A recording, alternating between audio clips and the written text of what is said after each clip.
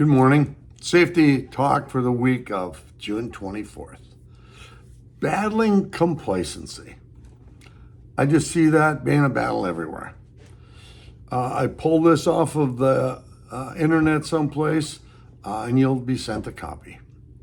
Complacency is often a focal point when discussing workplace safety at many companies.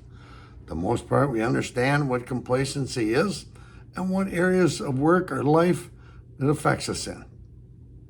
However, even though we may acknowledge it, we may not fully grasp the consequences it can have and what we need to do to overcome it. Defining complacency.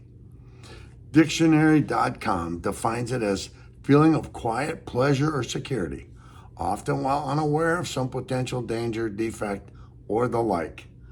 Applying the definition to workers completing tasks, however, leaves out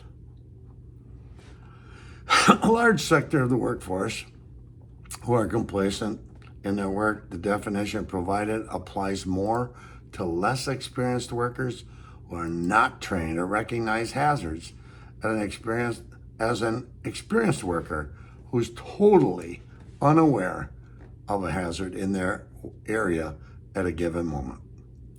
Many of the workers who are in fact complacent with hazards of a task are experienced and are well aware of that they exist. Workers are not unaware of the risk, but are more likely to accept the risk without taking the proper time or energy to address the hazards because they have been doing the work for so long. For workers who are experienced in their jobs and have become complacent with certain aspects or hazards of their job, it's important that we take steps to avoid this error trap. Battling it on the job. Recognize work tasks that you may be so used to doing that you no longer take the same precautions when you perform them. Think back to when first got this job, and the first time did a specific task. I remember back when I was in the workforce, took more cautions. And after a while, they go away, and because we let our guard down. We need to audit ourselves, or even have a coworker audit our work to see of our shortcomings, maybe completing our task, helping us to be safe. Having someone else give you some good feedback, honest, constructive, can help give you an honest look at where you can improve. Fight the urge to take the easy way out. Make an easy decision. When it comes to following safety rules, at least in procedures, rationalizing why you should allow yourself to cut corners leaves you open to more risk.